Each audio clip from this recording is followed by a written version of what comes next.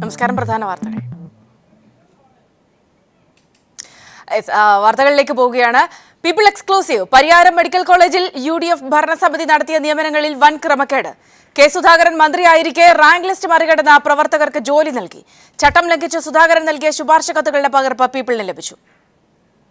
Pariyaram medical കോളേജിൽ UDF ഭരണസമിതി നടത്തിയ നിയമനങ്ങളിൽ വൻ ക്രമക്കേട് നടന്നുവെന്നതിന്റെ തെളിവുകളാണ് പീപ്പിൾ TVക്ക് ലഭിച്ചിരിക്കുന്നത്. വിവിധ തസ്തികകളിൽ കോൺഗ്രസ് നേതാക്കളുടെ ശുപാർശ പ്രകാരം അനർഹരെ തിരികെ കയറ്റിയിരിക്കുകയാണ്. കോൺഗ്രസ് നേതാവ് കെ സുധാകരൻ മന്ത്രിയായിരുന്ന ഘട്ടത്തിൽ കോൺഗ്രസ് പ്രവർത്തകർക്ക് നിയമനം നൽകണമെന്നാവശ്യപ്പെട്ട് അന്നത്തെ MDക്ക് നൽകിയ നിരവധി ശുപാർശ കത്തുകളുടെ പകർപ്പ് പീപ്പിളിന് ലഭിച്ചു. നഴ്സിംഗ് അസിസ്റ്റന്റ്, ഫാർമസി അസിസ്റ്റന്റ് ഉൾപ്പെടെയുള്ള തസ്തികകളിൽ റാങ്ക് ലിസ്റ്റ് മറികടന്ന് നിയമനം നൽകണമെന്നായിരുന്നു സുധാകരന്റെ കത്തിലുള്ളത്. സുധാകരൻ നിർദ്ദേശിച്ച ഭൂരിഭാഗം പേർക്കും പരിയാരത്ത് അനധികൃതമായി നിയമനം ലഭിച്ചെന്നും ഞങ്ങളുടെ അന്വേഷണത്തിൽ വ്യക്തമായി. മന്ത്രി പദവി ദുരുപയോഗം ചെയ്താണ് കെ സുധാകരൻ അനധികൃത നിയമനങ്ങൾക്ക് ചുക്കാൻ പിടിച്ചത്. DCC president K Surendran, Sajeev Joseph തുടങ്ങിയവരും കോൺഗ്രസ് പ്രവർത്തകർക്ക് വേണ്ടി ഇടപെട്ടതായി തെളിഞ്ഞു. നിയമന കാര്യങ്ങളിലെന്ന പോലെ വിദ്യാർത്ഥി പ്രവേശനത്തിലും കെ സുധാകരനും കോൺഗ്രസ് നേതാക്കളും അനധികൃതമായി ഇടപെട്ടതിന്റെ രേഖകളും പീപ്പിളിന് ലഭിച്ചിട്ടുണ്ട്. PV കുട്ടൻ, കോഴിക്കോട്.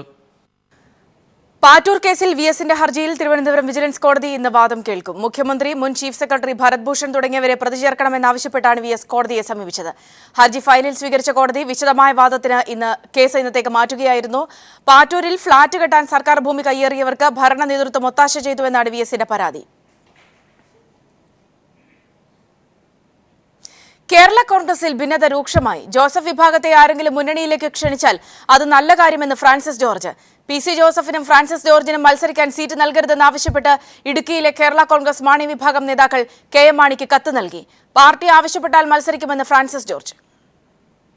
കേരള കോൺഗ്രസ് ജോസഫ് മാണി വിഭാഗങ്ങൾ തമ്മിലുള്ള തർക്കം മൂർധന്യാവസ്ഥയിലെത്തിയ ഘട്ടത്തിലാണ് ജോസഫ് വിഭാഗം നേതാക്കൾ പരസ്യമായി രംഗത്ത് വന്നത്. ജോസ് കെ മാണിയുടെ നേതൃത്വത്തെ അംഗീകരിക്കാനാവില്ലെന്നും 6 സീറ്റ് വേണമെന്ന കാര്യത്തിൽ പുറകോട്ട് പോകേണ്ടതില്ലെന്നുമാണ് ഇവരുടെ തീരുമാനം. ഈ നിലപാട് പരസ്യമായി കഴിഞ്ഞ ദിവസം നേതാക്കൾ പ്രകടിപ്പിച്ചതിന് പിന്നാലെയാണ് ജോസഫ് വിഭാഗത്തെ ഏതെങ്കിലും മുന്നണികൾ സ്വാഗതം ചെയ്തിട്ടുണ്ടെങ്കിൽ അത് നല്ല കാര്യമാണെന്ന് ഫ്രാൻസിസ് ജോർജ് തുറന്നു പറഞ്ഞത്. നല്ല കാര്യം, ക്ഷണിക്കുന്നത് സന്തോഷമുള്ള കാര്യമല്ലേ? എന്തോ അതൊക്കെ വരട്ടെ, എല്ലാരും ക്ഷണിക്കട്ടെ, അതൊക്കെ നല്ല കാര്യമല്ലേ? ഇടതു നേതാക്കളുമായി മുന്നണി മാറ്റം സംബന്ധിച്ച രഹസ്യ ചർച്ചകൾ നടന്നുവെന്ന വാർത്ത പുറത്തു വന്നതിന് പിന്നാലെയാണ് ഫ്രാൻസിസ് ജോർജിന്റെ പ്രതികരണം. ഇത് വരാനിരിക്കുന്ന രാഷ്ട്രീയ മാറ്റത്തിന് മുന്നോടിയായുള്ള പ്രതികരണമാണെന്നാണ് രാഷ്ട്രീയ നിരീക്ഷകരും കരുതുന്നത്. അതേസമയം മാണിയോട് അടുത്ത ബന്ധം പുലർത്തുന്ന കേരള കോൺഗ്രസ് എമ്മിലെ ജില്ലാ നേതാക്കൾ ഫ്രാൻസിസ് ജോർജിനും PC ജോസഫിനും ഇത്തവണ മത്സരിക്കാൻ സീറ്റ് നൽകരുതെന്ന ആവശ്യം ഇതിനോടകം ഉന്നയിച്ചിട്ടുണ്ട്. എന്നാൽ ഇത്തവണയും താൻ മത്സരരംഗത്തുണ്ടാകുമെന്ന സൂചനയാണ് ഫ്രാൻസിസ് ജോർജ് വീണ്ടും നൽകിയത്. അല്ല, അതൊക്കെ പാർട്ടിയാണല്ലോ തീരുമാനിക്കുന്നത്. പാർട്ടി പറഞ്ഞാൽ മത്സരിക്കും, അത്രയുള്ളൂ. News bureau, Idukki. പണി പൂർത്തിയാകാത്ത പദ്ധതികൾ ഉദ്ഘാടനം ചെയ്യുന്നതിന് പിന്നാലെ ഭരണാനുമതിയില്ലാത്ത പദ്ധതികൾക്ക് തറക്കല്ലിട്ട ഉമ്മൻചാണ്ടി സർക്കാർ പുതിയ വിവാദത്തിലേക്ക്. ഇടപ്പള്ളി വൈറ്റ്ല ബൈപ്പാസിലെ വൈറ്റ്ല മേൽപ്പാലത്തിനാണ് ഞായറാഴ്ച തറക്കല്ലിടുന്നത്. പാലം നിർമ്മാണത്തിലുള്ള പ്രാഥമിക നടപടികൾ പോലും എടുക്കാതെയാണ് തറക്കല്ലിടൽ ആഘോഷം. എങ്ങുമെത്താത്ത സ്മാർട്ട് സിറ്റി, കൊച്ചി മെട്രോ എന്നിവയുടെ ഉദ്ഘാടന മഹാമഹത്തിനു പിന്നാലെയാണ് കൊച്ചിക്കാരെ പറ്റിക്കാൻ സർക്കാർ വീണ്ടും എത്തുന്നത്. കേരളത്തിലെ തന്നെ ഏറ്റവും ഗതാഗതക്കുരുക്കുള്ളതും തിരക്കുള്ളതുമായ എറണാകുളത്തെ വൈറ്റ്ല ജംഗ്ഷനാണ് ഇത്തവണ വേദിയാകുന്നത്. ഇവിടെ പാലം വേണമെന്ന ആവശ്യത്തിന് ബൈപ്പാസിനോളം തന്നെ പഴക്കമുണ്ട്. പല കാരണങ്ങൾ കൊണ്ടും നടന്നില്ല. ഒടുവിൽ ഈ മന്ത്രിസഭയുടെ കാലത്തും ആവശ്യം ശക്തമായി. കൊച്ചി മെട്രോ കൂടി ഇതുവഴി കടന്നുപോകുന്നതിനാൽ നിർമ്മാണ പ്രവർത്തനങ്ങൾ സങ്കീർണമാണ്. ഇതിന്റെ അടിസ്ഥാനത്തിൽ ബെറ്റർ കൊച്ചി റെസ്പോൺസിൽ വിശദമായൊരു മാതൃക അവതരിപ്പിച്ചെങ്കിലും സർക്കാർ തള്ളി. കൊച്ചിയിലെ പാലങ്ങളുടെ നിർമ്മാണത്തിനായി സർക്കാർ സെസ് പിരിച്ചെങ്കിലും അന്ന് ധനമന്ത്രിയായിരുന്ന KM മാണി ഇടപെട്ട തുക വകമാറ്റി. പാലം പണി എങ്ങുമെത്തില്ല എന്ന് ബോധ്യമായപ്പോൾ തെരഞ്ഞെടുപ്പ് മുന്നിൽ കണ്ട് തറക്കല്ലിടാൻ മാത്രമാണ് ഇപ്പോഴുള്ള തീരുമാനം. പാലം നിർമ്മാണത്തിനുള്ള ഭരണാനുമതി, സാങ്കേതികാനുമതി, ടെൻഡർ നടപടി, കോൺട്രാക്ടറെ തീരുമാനിക്കുക, ഇത്തരം കാര്യങ്ങളൊന്നും ഇതുവരെ തുടങ്ങിയിട്ട് പോലുമില്ല. എങ്കിലും കല്ലിട്ട് ആളെ പറ്റിക്കാനാണ് തീരുമാനം. CPIM Vyttila area secretary N Satheesh. ഈ കഴിഞ്ഞ ബഡ്ജറ്റ് കാലയളവിൽ ഒരു നയാ പൈസ ചിലവാക്കിയില്ല, ഒന്നും സംഭവിച്ചില്ല. അപ്പോൾ വീണ്ടും ഇത്തവണ ബഡ്ജറ്റിനകത്ത് ആ പദ്ധതി പ്രഖ്യാപിക്കുക മാത്രമാണ് യഥാർത്ഥത്തിൽ സംഭവിച്ചിട്ടുള്ളത്. ഞാൻ മനസ്സിലാക്കിയത്, ഞങ്ങൾ അന്വേഷിക്കുമ്പോൾ മനസ്സിലാക്കിയിട്ടുള്ളത്, ഈ പാലത്തിൻ്റെ ഈ ഫ്ലൈ ഓവറിൻ്റെ റിവൈസ്ഡ് എസ്റ്റിമേറ്റ് നാഷണൽ ഹൈവേ അതോറിറ്റിയുടെ ഓഫീസിൽ തയ്യാറായി വരുന്നതേ ഉള്ളൂ. അത് തയ്യാറായിട്ട് വേണം അഡ്മിനിസ്ട്രേറ്റീവ് സാങ്ഷൻ അയക്കാൻ, അഡ്മിനിസ്ട്രേറ്റീവ് സാങ്ഷൻ കിട്ടാൻ. തറക്കല്ലിടലിനെതിരെ പ്രതിഷേധ പരിപാടികൾ സംഘടിപ്പിക്കുമെന്ന് LDF അറിയിച്ചിട്ടുണ്ട്. പക്ഷേ എന്തു പ്രതിഷേധമുണ്ടായാലും തറക്കല്ലിട്ട് പദ്ധതിയുടെ എണ്ണം കൂട്ടാൻ തന്നെയാണ് സർക്കാർ തീരുമാനം. Dani Paul, Kochi.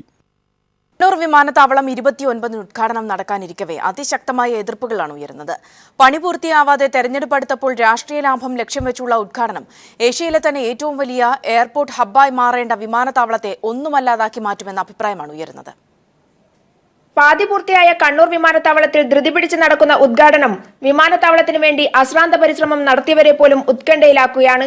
ഏഷ്യയുടെ ഹബ് എയർപോർട്ടായി മാറേണ്ട വിമാനത്താവളത്തെ ഒന്നുമല്ലാതാക്കാനുള്ള നീക്കമാണ് രാഷ്ട്രീയ ലാഭം ലക്ഷ്യം വെച്ച് ഉമ്മൻചാണ്ടി നടത്തുന്നതെന്ന് അന്നത്തെ വിമാനത്താവള കർമ്മസമിതി ട്രഷററായിരുന്ന PVK നമ്പ്യാർ വെളിപ്പെടുത്തുന്നു. തിരക്ക് പിടിച്ച ഉദ്ഘാടനം മുഖ്യമന്ത്രിക്ക് വേണ്ടിയിട്ടും ബാബു മന്ത്രിക്ക് വേണ്ടിയിട്ടും ഒരു പേരെടുക്കാൻ വേണ്ടിയിട്ട് മാത്രമാണ്. അതിനെക്കൊണ്ട് നാട്ടുകാർക്ക് ഒരു കാര്യമില്ല. മട്ടന്നൂർ പ്രദേശത്തുകാർക്ക് എയ്റോപ്ലെയിൻ്റെ ശബ്ദം കേൾപ്പിച്ചുകൊണ്ടൊന്നും ഒരു കാര്യമില്ല. ആരെയോ ബോധിപ്പിക്കാൻ വേണ്ടി ചെയ്യുന്ന കാര്യങ്ങളാണ്. ഒരു ആത്മാർത്ഥതയുടെ കണിക പോലും അതിനകത്തില്ല. ആറന്മുള വിമാനത്താവളത്തിന് അതിൽ കാണിക്കുന്ന 100% കണ്ണൂർ എയർപോർട്ടിന് മുഖ്യമന്ത്രി കാണിച്ചിട്ടുണ്ടെങ്കിൽ ഇങ്ങനെ സംഭവിക്കില്ലായിരുന്നു. പ്രധാന ടെർമിനൽ പണി 50% മാത്രമാണ് പൂർത്തിയായത്. എയർ ട്രാഫിക് കൺട്രോൾ റൂമും പാതി വഴിയിൽ. 2400 മീറ്റർ മാത്രം റൺവേ. റോഡുകളുടെ പണി ആരംഭിച്ചിട്ടേയില്ല. ദേവഗൌഡ മന്ത്രിസഭയിൽ കണ്ണൂരുകാരനായ CM ഇബ്രാഹിം സിവിൽ വ്യോമയാന മന്ത്രിയായിരിക്കെയാണ് കണ്ണൂർ വിമാനത്താവള പദ്ധതിക്ക് കേന്ദ്രാനുമതി ലഭിച്ചത്. 1996-ൽ EK നായനാർ മുഖ്യമന്ത്രിയായിരുന്നപ്പോൾ വിമാനത്താവള നിർമ്മാണത്തിന് തീരുമാനമായി. അന്നത്തെ വൈദ്യുതി സഹകരണ മന്ത്രി പിണറായി വിജയൻ ചെയർമാനായി ജനകീയ കമ്മിറ്റി രൂപീകരിച്ച് പ്രവർത്തനം ആരംഭിച്ചു. 98-ൽ സ്ഥലമേറ്റെടുപ്പിന് വിജ്ഞാപനമിറക്കുകയും ആദ്യഘട്ട സ്ഥലമേറ്റെടുപ്പ് പൂർത്തിയാവുകയും ചെയ്തെങ്കിലും 2001 മുതൽ 5 വർഷം പദ്ധതി പ്രവർത്തനം നിലച്ചു. 2006-ൽ പദ്ധതി പുനരാരംഭിച്ചു. ഭൂമി ഏറ്റെടുക്കൽ നടപടികൾ ത്വരിതഗതിയിൽ നടന്നു. എന്നിട്ടും ഇപ്പോഴും പ്രവർത്തനം പാതി വഴിയിൽ. അതും അന്ന് വിഭാവനം ചെയ്ത അന്താരാഷ്ട്ര വിമാനത്താവളത്തെ പേരിന് മാത്രം നിലനിർത്തി ഇല്ലാതാക്കുന്ന അവസ്ഥയിലേക്ക് രാഷ്ട്രീയ ലാഭം കൊയ്യാനുള്ള വേദിയാക്കി മാറ്റുകയാണ് 29-ന് നടക്കുന്ന ഉദ്ഘാടന ചടങ്ങിലൂടെ. മട്ടന്നൂരിൽ നിന്നും ക്യാമറമാൻ ജൻ കല്യാശ്ശേരിക്കൊപ്പം PV ജോഷില. ശാസ്ത്ര സാങ്കേതിക പരിസ്ഥിതി കൗൺസിൽ യോഗ്യതാ മാനദണ്ഡങ്ങളിൽ ഇളവ് വരുത്തി ശാസ്ത്രജ്ഞരെ നിയമിക്കാൻ വഴിവിട്ട നീക്കം നടക്കുന്നു. ഡോക്ടറേറ്റ് ബിരുദം വേണ്ട ശാസ്ത്രജ്ഞരുടെ തസ്തികയ്ക്ക് പകരമായി MCA ബിരുദമുള്ളവരെ നിയമിക്കാനാണ് നീക്കം നടക്കുന്നത്. ഡോക്ടറേറ്റ് ബിരുദമുള്ളവരെ മാത്രം നിയമിക്കേണ്ട സയന്റിസ്റ്റ് B തസ്തികയിലാണ് MCA ബിരുദക്കാരെ നിയമിക്കാനായി നീക്കം നടക്കുന്നത്. യൂത്ത് കോൺഗ്രസ് നേതാക്കളായ 2 യുവാക്കളെ നിയമിക്കാൻ വേണ്ടിയാണ് മാനദണ്ഡങ്ങൾ അത്രയും കാറ്റിൽ പറത്തുന്നത്. യോഗ്യതാ മാനദണ്ഡങ്ങളിൽ ഇളവ് വരുത്തിയതോടെ ആകെ 1000-ഓളം അപേക്ഷകളാണ് ഇപ്പോൾ ലഭിച്ചിരിക്കുന്നത്. ഇതിൽ നിന്നും 40 പേരുടെ ചുരുക്കപ്പട്ടികയാണ് ഇപ്പോൾ തയ്യാറാക്കിയത്. നിലവിൽ ശാസ്ത്രഭവനിൽ സ്പെഷ്യൽ പ്രോജക്റ്റ് ഓഫീസറായി താൽക്കാലികാടിസ്ഥാനത്തിൽ ജോലി നോക്കി വരുന്ന ഒരു ഉദ്യോഗാർത്ഥിയും ശാസ്ത്രജ്ഞനാവാനുള്ള ചുരുക്കപ്പട്ടികയിലുണ്ട്. ചുരുക്കപ്പട്ടിക തയ്യാറാക്കുന്നതിനുള്ള മുഖ്യ ചുമതലക്കാർ തന്നെ ഉദ്യോഗാർത്ഥികളാവുന്നു എന്ന വൈരുദ്ധ്യം മുമ്പ് കേട്ടുകേൾവിയില്ലാത്തതാണ്. കഴിഞ്ഞ 5 വർഷമായി പട്ടം ശാസ്ത്രഭവനിൽ നടക്കുന്ന നിയമനങ്ങളെപ്പറ്റി വിജിലൻസ് അന്വേഷിക്കണമെന്ന് അഡീഷണൽ ചീഫ് സെക്രട്ടറി സർക്കാരിന് റിപ്പോർട്ട് സമർപ്പിച്ചെങ്കിലും ഈ റിപ്പോർട്ട് ഇതുവരെ വെളിച്ചം കണ്ടിട്ടില്ല. നിയമനങ്ങളെപ്പറ്റി പ്രതിപക്ഷ MLA-മാർ നിയമസഭയിൽ ചോദ്യം ഉന്നയിച്ചെങ്കിലും മുഖ്യമന്ത്രി ഇതിന് ഇതുവരെ മറുപടി നൽകിയിട്ടുമില്ല. മുഖ്യമന്ത്രിയുടെ അടുപ്പക്കാരായ ആളുകളെ കുടിയിരുത്താനുള്ള സ്ഥാപനമായി മാറിക്കഴിഞ്ഞിരിക്കുകയാണ് ശാസ്ത്ര സാങ്കേതിക പരിസ്ഥിതി കൗൺസിൽ. 8 വർഷത്തിലേറെ താൽക്കാലികമായി ജോലി നോക്കി വരുന്നവർ സ്ഥിര നിയമനം ലഭിക്കാതെ ഇരിക്കുമ്പോഴാണ് ഒരു യോഗ്യതയുമില്ലാത്തവരെ നിയമിക്കാനായി വഴിവിട്ട നീക്കം നടക്കുന്നത്. S. ജീവൻകുമാർ, തിരുവനന്തപുരം. നിയമസഭാ തെരഞ്ഞെടുപ്പിൽ സീറ്റ് നിഷേധിച്ചാൽ പരിഭവം പറഞ്ഞു ചെല്ലില്ല എന്ന് മുസ്ലിം ലീഗ് അഖിലേന്ത്യാ സെക്രട്ടറി അബ്ദുൾ സമദ് സമദാനി. നിലവിൽ കോട്ടക്കൽ MLA ആയ സമദാനിക്ക് സീറ്റ് നൽകേണ്ടെന്നാണ് പാർട്ടിയുടെ തീരുമാനം. സമദാനി മോശം MLA ആയിരുന്നു എന്നാണ് ലീഗിന്റെ വിലയിരുത്തൽ. പഴയ കുറ്റിപ്പുറം മണ്ഡലമാണ് കോട്ടക്കൽ. 2006-ൽ PK കുഞ്ഞാലിക്കുട്ടി തോറ്റ മണ്ഡലം തിരിച്ചു പിടിക്കാനാണ് അബ്ദുൾ സമദ് സമദാനിയെ ലീഗ് അംഗത്തിനിറക്കിയത്. 35,902 വോട്ടിന്, അതായത് സംസ്ഥാനത്തെ ഏറ്റവും ഉയർന്ന 3ാമത്തെ ഭൂരിപക്ഷത്തിന് സമദാനി മണ്ഡലം പിടിച്ചു. പക്ഷേ സമദാനിക്ക് MLA ആയി തിളങ്ങാനായില്ലെന്നാണ് മുസ്ലിം ലീഗിൻ്റെ വിലയിരുത്തൽ. സ്വന്തം MLA-മാരുടെ പ്രവർത്തനം വിലയിരുത്താൻ ലീഗ് നടത്തിയ സർവേയിൽ ഏറ്റവും മോശം സമദാനിയാണ്. മുസ്ലിം ലീഗ് പ്രാഥമിക സ്ഥാനാർത്ഥി പട്ടിക തയ്യാറാക്കിയപ്പോഴും സമദാനി പുറത്തായി. സീറ്റില്ലെങ്കിൽ സാംസ്കാരിക മേഖലയിൽ സജീവമാവാനാണ് സമദാനിയുടെ ശ്രമം. ഞാൻ അങ്ങനെ ഒരു തെരഞ്ഞെടുപ്പ് അതിനെപ്പറ്റിയൊന്നും ചിന്തിച്ചിട്ടില്ല. അത് മാത്രമല്ല, എനിക്ക് ചെയ്യാനുള്ള പണികൾ വേറെ പലതും ഉണ്ട്. ഞാൻ അതിനെപ്പറ്റിയും ആലോചിച്ചുകൊണ്ടിരിക്കുകയാണ്. വാഗ്മിയായും മതപണ്ഡിതനായും കോളമെഴുത്തുകാരനായും മലബാറിൽ പരിചിതനായ സമദാനി MLA കാലം വിരസമായിരുന്നുവെന്നും പറയുന്നു. വായിക്കാനോ പ്രസംഗിക്കാനോ സമയം കിട്ടിയില്ല. കോളങ്ങൾ മുടങ്ങി. പോരാത്തതിന് മണ്ഡലത്തിൽ വികസനം വന്നില്ലെന്ന പരാതിയും. പ്രാദേശിക ഘടകത്തിൻ്റെ എതിർപ്പ് കൂടിയായതോടെ വിട്ടുനിൽക്കാനൊരുങ്ങുകയാണ് സമദാനി. KT സാലിഹ്, മലപ്പുറം. സംവിധായകൻ രാജേഷ് പിള്ള അന്തരിച്ചു എന്ന തരത്തിലുള്ള വാർത്തകൾ തെറ്റെന്ന് അദ്ദേഹത്തെ അഡ്മിറ്റ് ചെയ്തിട്ടുള്ള ഹോസ്പിറ്റൽ അധികൃതർ വ്യക്തമാക്കി. വിവരങ്ങളുമായി രാജീവ് ചേരുന്നുണ്ട്. രാജീവ്, ഹോസ്പിറ്റലിലുള്ളവർ പറയുന്നത് എങ്ങനെയാണ്? സൗമ്യ, നമ്മളടക്കമുള്ള മാധ്യമങ്ങൾ, മലയാളത്തിലെ എല്ലാ ദൃശ്യ ഓൺലൈൻ മാധ്യമങ്ങളും ഈ വാർത്ത നൽകിയിരുന്നു. അത് ഒരു തെറ്റായ സോഴ്സിൽ നിന്ന് ലഭിച്ചിട്ടുള്ള വാർത്തയാണ് എന്നാണ് ഇപ്പോൾ മനസ്സിലാവുന്നത്. നമ്മൾ PROയെ വിളിക്കുകയും അവർ അത് സ്ഥിരീകരിക്കുകയും ചെയ്തിട്ടുണ്ട്. വളരെ ഗുരുതരമായ അവസ്ഥയിൽ രാജേഷ് പിള്ള കഴിയുന്നു, മരുന്നുകളോട് പ്രതികരിക്കുന്നില്ല എന്നാണ് PBS അധികൃതർ, ആശുപത്രി അധികൃതർ അറിയിച്ചിട്ടുള്ളത്. എന്തായാലും ഒരു കാര്യം ശരിയാണ്, നമ്മളടക്കമുള്ള മാധ്യമങ്ങൾ നൽകിയ വാർത്ത തെറ്റാണ്. രാജേഷ് പിള്ള അന്തരിച്ചു എന്ന രീതിയിൽ ഉള്ള വാർത്ത വന്നതിൽ നമ്മളടക്കമുള്ളവർ ഖേദം പ്രകടിപ്പിക്കേണ്ട ഒരു സാഹചര്യവുമുണ്ട്. മലയാളത്തിലെ എല്ലാ മാധ്യമങ്ങളും നൽകുകയുണ്ടായി. ഇത് ഒരേ സോഴ്സിൽ നിന്ന് ലഭിച്ച വാർത്ത മാധ്യമങ്ങൾക്ക് എത്തപ്പെടുകയായിരുന്നു. എന്തായാലും ആ വാർത്ത തെറ്റാണെന്ന് നമ്മളിപ്പോൾ പ്രേക്ഷകരെ അറിയിക്കുന്നു. യെസ്, രാജീവാണ് വിവരങ്ങൾ നൽകിയത്. രാജേഷ് പിള്ള അന്തരിച്ചു എന്ന തരത്തിൽ വാർത്ത നൽകിയതിൽ ഖേദിക്കുന്നു. അദ്ദേഹം ആശുപത്രിയിൽ തീവ്രപരിചരണ വിഭാഗത്തിലാണ്. ആരോഗ്യനില മോശമായി തുടരുകയാണ്. ആശുപത്രി അധികൃതരാണ് ഇക്കാര്യം വ്യക്തമാക്കിയത്. മറ്റു വാർത്തകളിലേക്ക്. വയനാട്ടിൽ 4 സ്ത്രീകൾക്ക് സൂര്യാഘാതമേറ്റു.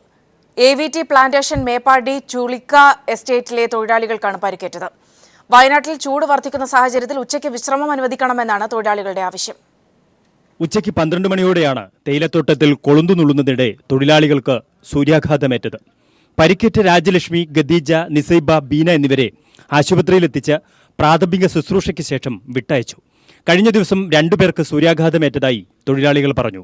ശരീരത്തിൽ ചുവന്ന പാടുകളും നീറ്റലും അനുഭവപ്പെട്ട ഇവരെ എസ്റ്റേറ്റ് ആശുപത്രിയിൽ എത്തിച്ചപ്പോഴാണ് സൂര്യാഘാതമാണെന്ന് സ്ഥിരീകരിച്ചത്. ചൂടുകൂടുന്ന സാഹചര്യത്തിൽ ഉച്ചയ്ക്ക് 1 മണി മുതൽ 3 മണിവരെ വിശ്രമം അനുവദിക്കണമെന്നാണ് തൊഴിലാളികളുടെ ആവശ്യം. അല്ലാത്തപക്ഷം ഇതുപോലുള്ള ആരോഗ്യ പ്രശ്നങ്ങൾ ഇനിയും തൊഴിലാളികൾക്ക് നേരിടേണ്ടി വരും. നിലവിൽ ഉച്ചസമയത്തും തോട്ടങ്ങളിൽ തേയില നുള്ളേണ്ട അവസ്ഥയാണുള്ളത്. കഴിഞ്ഞ വർഷം ഏപ്രിൽ മാർച്ച് മാസങ്ങളിൽ കലക്ടർ ഇടപെട്ട് വിശ്രമം അനുവദിച്ചിരുന്നു.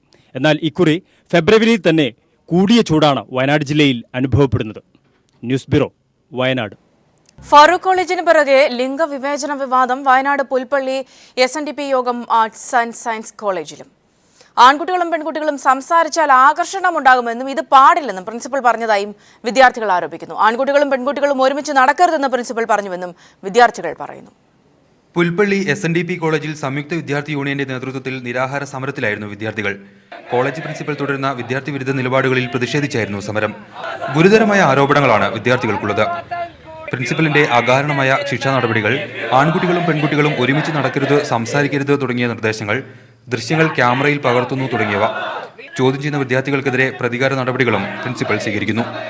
ആൺപെൺ സൗഹൃദങ്ങൾ തമ്മിൽ സൗഹൃദങ്ങളെ തെറ്റിദ്ധരിച്ചുകൊണ്ട് മറ്റു രൂപങ്ങളിലേക്ക് അതിനെ ചിത്രീകരിക്കുക, അതൊക്കെ വലിയ രൂപത്തിലുള്ള പ്രശ്നങ്ങളാണ് ക്യാമ്പസിനകത്ത് ഉണ്ടാക്കിയിട്ടുള്ളത്. ആൺകുട്ടിയും പെൺകുട്ടിയും തമ്മിൽ സംസാരിച്ചിട്ടുണ്ടെങ്കിൽ അട്രാക്ഷൻ ആണെന്ന് പറഞ്ഞ പ്രിൻസിപ്പളാണ് നമ്മുടെ ക്യാമ്പസിനകത്ത് ഉണ്ടായിരുന്നത്. മറ്റൊരു പ്രശ്നം വിദ്യാർത്ഥിനികളെ സംബന്ധിച്ചുണ്ടായത്, അച്ഛനെ കൊണ്ടുവന്ന് പാരൻസിനെ വിളിച്ചുകൊണ്ട് വരാൻ പറഞ്ഞിട്ട് അച്ഛനെ കൊണ്ടുവന്നപ്പോൾ അച്ഛനാണെന്നുള്ളതിന് എന്ത് തെളിവാണുള്ളതെന്നാണ് പ്രിൻസിപ്പൾ ചോദിച്ചത്. ഇത്തരം നിലപാടുകൾക്കെതിരെയുള്ള വിദ്യാർത്ഥികളുടെ സമരം കഴിഞ്ഞ ദിവസം നടന്ന ചർച്ചയിൽ ഒത്തുതീർപ്പായിരുന്നു. പോലീസിന്റെ നേതൃത്വത്തിലായിരുന്നു ചർച്ച. എന്നാൽ പ്രിൻസിപ്പൽ തുടർന്നും ഇത്തരം സമീപനങ്ങൾ സ്വീകരിക്കുമോ എന്ന ആശങ്കയാണ് വിദ്യാർത്ഥികൾക്കുള്ളത്. അടിസ്ഥാന സൗകര്യങ്ങൾ പോലും ഇല്ലാതെയാണ് കോളേജ് പ്രവർത്തിക്കുന്നതെന്നും വിദ്യാർത്ഥികൾ പറയുന്നു. ആവശ്യത്തിന് BMC ലാബ്, മൾട്ടിമീഡിയ പഠിക്കുന്ന വിദ്യാർത്ഥികൾക്ക് ആവശ്യമായിട്ടുള്ള ലാബില്ല. PG സ്റ്റുഡൻസിന് ഫിസിക്സ് പഠിക്കുന്ന വിദ്യാർത്ഥികൾക്ക് ലാബില്ല. അങ്ങനെ മറ്റു ആവശ്യത്തിനുള്ള കമ്പ്യൂട്ടറുകളില്ല. അങ്ങനെ നിരവധിയായിട്ടുള്ള പ്രശ്നങ്ങളാണ് ക്യാമ്പസിനകത്ത് നിലനിൽക്കുന്നത്. പ്രിൻസിപ്പലിന്റെ ശിക്ഷാ നടപടികൾ വർദ്ധിച്ചതോടെയാണ് വിദ്യാർത്ഥികൾ കൂട്ടമായി സമരരംഗത്തേക്ക് ഇറങ്ങിയത്. അനൂപ് KR, വയനാട്. സ്വർണ്ണ വജ്ര വ്യാപാര രംഗത്തെ പ്രമുഖരായ മലബാർ ഗ്രൂപ്പ് തൃശൂരിൽ ഇന്റഗ്രേറ്റഡ് ടൗൺഷിപ്പിന് ആരംഭം കുറിച്ചു. കുട്ടനെല്ലൂരിൽ ഒരുങ്ങുന്ന പദ്ധതിയുടെ ശിലാസ്ഥാപനം വ്യവസായ വകുപ്പ് മന്ത്രി PK കുഞ്ഞാലിക്കുട്ടി നിർവഹിച്ചു. കേരളത്തിലെ പ്രഥമ സ്വകാര്യ ഐപാർക്ക് ടൗൺഷിപ്പിൽ പ്രവർത്തനം ആരംഭിക്കും. Business park, convention centre, shopping mall, multiplex, പാർപ്പിട സമുച്ചയങ്ങൾ എന്നിവ ഉൾപ്പെടുന്നതാണ് ടൗൺഷിപ്പ് എന്ന് Malabar group chairman MP Ahammed അറിയിച്ചു. കേരള അഡ്വർടൈസേഴ്സ് അസോസിയേഷൻ തൃശൂർ സോണിന്റെ മീഡിയ നൈറ്റ് 2016 പരിപാടി തൃശൂരിൽ നടന്നു. മികച്ച വ്യവസായിക്കുള്ള K3 അവാർഡ്, ഗൃഹോപകരണ വികസന രംഗത്ത് സജീവ സാന്നിധ്യമായ ഗോപു നന്ദലേത് ഗ്രൂപ്പ് ചെയർമാൻ ഗോപു നന്ദലേത് സമർപ്പിച്ചു. ലയൺസ് ക്ലബ് ഓഡിറ്റോറിയത്തിൽ നടന്ന ചടങ്ങിൽ Thrissur corporation mayor Ajitha Jayarajan award കൈമാറി. K3A സംസ്ഥാന സെക്രട്ടറി രാജു മേനോൻ, സംസ്ഥാന പ്രസിഡന്റ് സുന്ദർകുമാർ തുടങ്ങിയവർ ചടങ്ങിൽ പങ്കെടുത്തു.